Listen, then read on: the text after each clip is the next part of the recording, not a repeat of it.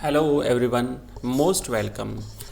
History की important questions की इस सीरीज़ में आज हमारा ये दूसरा पार्ट है और सेकंड पार्ट में हम ऑब्जेक्टिव टाइप के यानी बहुविकल्पात्मक जो प्रश्न हैं वो करने वाले हैं। और ये सारे के सारे क्वेश्चंस पूर्व की परीक्षाओं में पूछे गए हैं, बहुत इंपॉर्टेंट क्वेश्चंस हैं और आगे आने वाली आपकी परीक्षाओं में भी बिल्कुल आने वाले हैं, तो आप लोग अच्छी तरह से इन्हें याद करिएगा।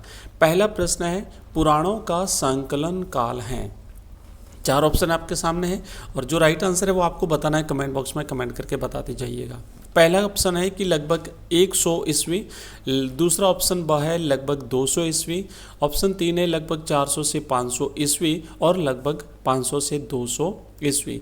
तो बच्चों करेक्ट आंसर रहेगा इसका ऑप्शन ब, लगभग 200 ईस्वी जो सन था उसमें पुराणों का संकलन किया गया था। प्रश्न देखो अलग अलग बनता है कि पुराणों की संख्या कितनी मानी गई है, तो ये आपका एक होमवर्क रहेगा आज का। मुझे कमेंट बॉक्स में कमेंट करके आप संख्या बताइए कि पुराण कितने हैं, कितने पुराणों की संख्या कितनी मानी गई है। नेक्स्ट प्रश्न दूसरा है, मिट्टी से बने हल्के प्रतिरूप किस स्थल से प्राप्त हुए हैं। जो हड़प्पा सभ्यता के जो विभिन्न स्थल रहे हैं वहाँ पे जो खुदाई हुई है तो उसमें ये जो मिट्टी के हल्का एक प्रतिरूप, एक मॉडल प्राप्त हुआ है। ये परीक्षा में कई बार पूछा गया प्रश्न है, तो आप लोग इसका आंसर जो है वो आपको प्रश्न याद रखना है, इसका आंसर अभी बताना है। रोपड़ से मिला है, धौलावीरा से मिला है, कालीबंगा से मिला है या बनावली से मिला है। तो बच्चों करेक्ट आंसर रहेगा इसका बनावली। ये हरियाणा में स्थित है और यहाँ से जो खुदाई हुई थी उसमें मिट्टी के हल का एक मॉडल, एक प्रतिरूप जो है वो प्राप्त हुआ है। कालीबंगा आपको याद होगा, ये हमारे राजस्थान में है। धौलावीरा और रोपड़ पंजाब में है और धौलावीरा जो है वो गुजरात में है। नेक्स्ट प्रश्न है तीसरा, विद्रोही सैनिकों ने दिल्ली पहुंचकर किसे अपना नेता घोषित किया था। 1 नंबर का क्वेश्चन आएगा आपकी परीक्षा में। याद होगा 1857 का जो विद्रोह हुआ था, सबसे पहले मेरठ से इसकी शुरुआत होती है। वहाँ पे सैनिकों ने विद्रोह किया और उसके बाद वो दूसरे दिन 11 तारीख को दिल्ली पहुँच जाते हैं। तो राइट आंसर आपको बताना है कि वहाँ पहुँच करके इन्होंने अपना नेता किसे घोषित किया, बहादुर शाह जफर को, शाहमल को, महात्मा गांधी को या डॉक्टर BR अम्बेडकर साहब को। तो बच्चों करेक्ट आंसर रहेगा बहादुर शाह जफर, क्योंकि उस समय मुगल बादशाह बहादुर शाह जफर थे तो सैनिकों ने उन्हें जो है वो अपना नेता घोषित कर दिया था। तो राइट आंसर है इसका ऑप्शन अ। नेक्स्ट है हमारा चौथा प्रश्न, हरिसेन निम्न में से किसके राज कवि थे। ऑप्शन 1 चंद्रगुप्त प्रथम के, ऑप्शन 2 है चंद्रगुप्त द्वितीय के, ऑप्शन 3 है समुद्रगुप्त और ऑप्शन 4 है चंद्रगुप्त मौर्य के। बच्चों करेक्ट आंसर रहेगा समुद्रगुप्त जो हुआ था उसके राजकवि थे हरिसेन और इन्होंने कई महत्वपूर्ण ग्रंथों की रचना करी थी। बच्चों एक बार फिर से बता देता हूँ, बहुत इंपॉर्टेंट क्वेश्चंस हैं। ये कंप्लीट सीरीज़ जो है ना सारे क्वेश्चंस की, ये आपको हमारे ऐप में एक साथ मिल जाएगी, जहाँ पे सारे रिकॉर्डेड क्लासें भी मिलेगी और साथ ही साथ वहाँ पे PDF के रूप में भी आप प्राप्त कर सकते हो। और हमारे ऐप का लिंक इस वीडियो के डिस्क्रिप्शन में दिया हुआ है, आप डाउनलोड कर सकते हो। साथ ही साथ हमारा टेलीग्राम चैनल, व्हाट्सएप ग्रुप, जिसका लिंक भी इस वीडियो के डिस्क्रिप्शन में है, वहाँ से भी आप डाउनलोड कर सकते हैं। चलिए नेक्स्ट आगे बढ़ते हैं। हमारा अगला इंपॉर्टेंट क्वेश्चन है कि किन शासकों को उनके मातृ नाम से चिन्हित किया जाता है। मतलब ऐसे शासक जिनके नाम के साथ उनकी माता का नाम लिखा जाता था। ऑप्शन 1 है कुषाण, दूसरा है सोंग, तीसरा ऑप्शन है मौर्य और चौथा ऑप्शन है सातवाहन शासक। तो बच्चों करेक्ट आंसर रहेगा ऑप्शन द, सातवाहन शासक। आपने नाम सुना होगा गौतमी पुत्र सातकर्णी, यानी गौतमी का पुत्र। तो इस तरीके से उनकी माताओं के नाम उनके शासकों के नाम के साथ जोड़े जाते थे। तो राइट आंसर रहेगा ऑप्शन द। नेक्स्ट क्वेश्चन है छठा, कि सारे जहां से अच्छा हिंदुस्तान हमारा गीत किसने लिखा था। ये सारे क्वेश्चंस बच्चों 1-1 नंबर के हैं, बहुत इंपॉर्टेंट क्वेश्चंस हैं, आप याद करेंगे। ऑप्शन 1 है मोहम्मद इकबाल ने लिखा था, ऑप्शन 2 है मोहम्मद अली जिन्ना ने लिखा था, ऑप्शन 3 है खान अब्दुल गफ्फार खान साहब ने लिखा था या फिर इनमें से कोई नहीं। तो बच्चों करेक्ट आंसर रहेगा ऑप्शन 1 मोहम्मद इकबाल ने। अगला क्वेश्चन है कि प्रसिद्ध यात्री जॉन बैप्टिस्ट तैवर्नियर कहाँ का निवासी था। ऑप्शन 1 है इटली का, ऑप्शन 2 है फ्रांस का, ऑप्शन 3 है मोरक्को का और ऑप्शन 4 है इंग्लैंड का। तो बच्चों तैवर्नियर जो है ये फ्रांस का निवासी था, ये भारत की यात्रा पर आया था।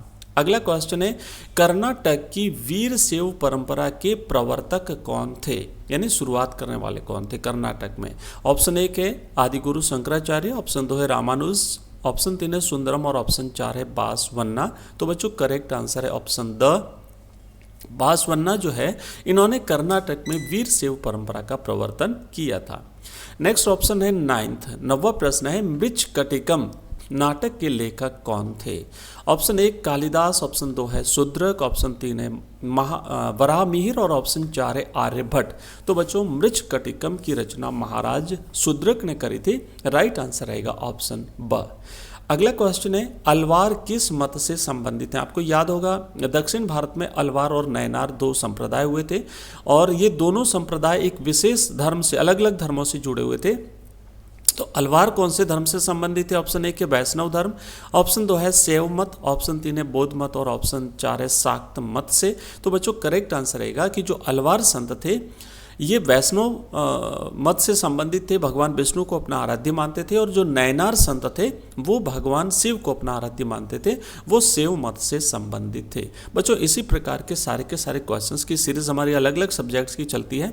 History, Hindi political, Hindi compulsory, Hindi साहित्य, political science, geography, English compulsory. तो अगर आपके ये सब्जेक्ट्स है तो आप लगातार हमारे साथ जुड़े रहेंगे। बोर्ड एग्जाम्स तक हम आपकी कंप्लीट तैयारी करवाएंगे। हमारी लाइव क्लासेस भी आती हैं, साथ ही साथ कंप्लीट कोर्सेज भी हमारे अवेलेबल हैं। हमारे व्हाट्सएप ग्रुप, टेलीग्राम चैनल आप ज्वाइन कर सकते हैं, जहाँ पे समय समय पर आपको बोर्ड से रिलेटेड मोस्ट इन्फॉर्मेशन जो होती है वो आपको वहाँ पे हम अवेलेबल करवाते हैं। इसके अलावा हमारी PDF भी है जो हम आपके साथ वहाँ पे शेयर करते हैं हमारे इन ग्रुप्स में।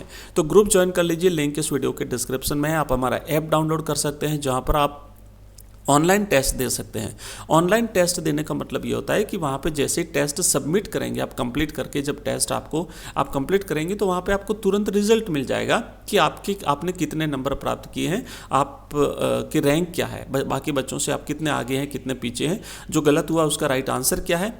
तो और आप उस टेस्ट को 2 बार, 3 बार, 4 बार, अनलिमिटेड टाइम्स जितनी बार देना चाहे उतनी बार दे सकते हैं। तो ये सारी सुविधाएं आपको हमारे ऐप में मिलेगी। ऊपर आप लोगो देख रहे हैं, इस प्रकार का ऐप आपको प्ले स्टोर पर मिलेगा। लिंक इस वीडियो के डिस्क्रिप्शन में दी हुई है, उस पर क्लिक करके डायरेक्ट भी आप हमारे ऐप को डाउनलोड कर सकते हैं। आइए बच्चों आगे बढ़ते हैं एक बार फिर से और नेक्स्ट प्रश्न देखते हैं। 11वां है कि मनके बनाने के लिए कौन सी बस्ती प्रसिद्ध थी? आपको याद होगा हड़प्पा सभ्यता या मोहनजोदड़ो। हड़प्पा और मोहनजोदड़ो जो है यहाँ पर सिंधु घाटी सभ्यता के ये जो शहर थे हड़प्पा और मोहनजोदड़ो, और इसी प्रकार के और बहुत सारे शहर थे। चन्नूदड़ो है, धौलावीरा है, बनावली है, कालीबंगा है, रोपड़ है। तो ये बहुत सारे स्थल थे। यहाँ में इन स्थलों में से कौन से स्थल में मनके बनाने की बस्ती के प्रमाण मिले हैं? तो बच्चों राइट आंसर रहेगा चन्नूदड़ो। चन्नूदड़ो जो है ये एक प्रकार का एक केंद्र था जहाँ पे मनके बनाए जाते थे। नेक्स्ट क्वेश्चन है 12वां, कॉलिन मैकेंजी द्वारा विजयनगर की यात्रा कब की गई थी? विजयनगर साम्राज्य आपको याद होगा बच्चों, यहाँ पे कॉलिन मैकेंजी ने यात्रा करी थी और यहाँ की जो राजधानी है हम्पी, उसके अवशेष जो है वो या हम्पी जो है वो एक का प्रकाश जो है वो विश्व के सामने लाया गया था। तो राइट आंसर रहेगा सन 1800 में कॉलिन मैकेंजी ने विजयनगर साम्राज्य की यात्रा करी थी। नेक्स्ट क्वेश्चन है बच्चों, दक्षिण भारतीय मंदिरों में भव्य गोपुरमों को जोड़ने का श्रेय किसको जाता है? गोपुरम जो है वो मंदिर के बाहर तोरण द्वार के रूप में जाने जाते हैं। तो ये जो राइट आंसर रहेगा इसका वो है ऑप्शन द कृष्णदेव राय। ये जो है वो विजयनगर साम्राज्य के एक महत्वपूर्ण शासक हुए थे। विजयनगर साम्राज्य पर 4 राजवंशों ने, अलग अलग राजवंशों ने बच्चों शासन किया था। उसमें से तीसरा राजवंश जो था उससे संबंधित थे कृष्णदेव राय। नेक्स्ट क्वेश्चन है कि अफ्रीका और स्पेन से निम्न में से कौन सी फसल भारत पहुंची थी? बच्चों राइट आंसर इसका आपको बताना है वो है मक्का। मक्का जो है वो अफ्रीका और स्पेन से होते हुए भारत पहुंची थी। और हमारा आज का क्वेश्चन है, लास्ट क्वेश्चन है आज की इस क्लास का, कि ईस्ट इंडिया कंपनी के द्वारा निम्न रिक्त स्थान में कलकत्ता में सर्वोच्च न्यायालय की स्थापना की गई थी। तो ईस्ट इंडिया कंपनी ने कोलकाता में एक सुप्रीम कोर्ट की स्थापना 1773 में की थी। और आपको बच्चों याद होगा 1773 में ही रेगुलेटिंग एक्ट जो है वो पारित हुआ था। तो बच्चों आज के हमारे ये 15 क्वेश्चंस, बहुत इंपॉर्टेंट क्वेश्चंस की हमारी सीरीज लगातार चलेगी। फिलहाल हम हाफ ईयरली एग्जाम्स को ध्यान में रख करके तैयारी कर रहे हैं। हाफ ईयरली एग्जाम्स में भी क्लास 10th और 12th की जो बोर्ड क्लासेज होती हैं उनका कंप्लीट सिलेबस 100% सिलेबस आपका आएगा। आपके ब्लूप्रिंट के अकॉर्डिंग हम आपको तैयारी करवा देंगे और उसके बाद फिर हम करेंगे मेंस एग्जाम्स की तैयारी, जो हमारे बोर्ड के एग्जाम्स होते हैं। तो ये आज की क्लास यहीं पर समाप्त करते हैं। मिलते हैं अगले क्लास में, तब तक के लिए जय हिंद, जय भारत।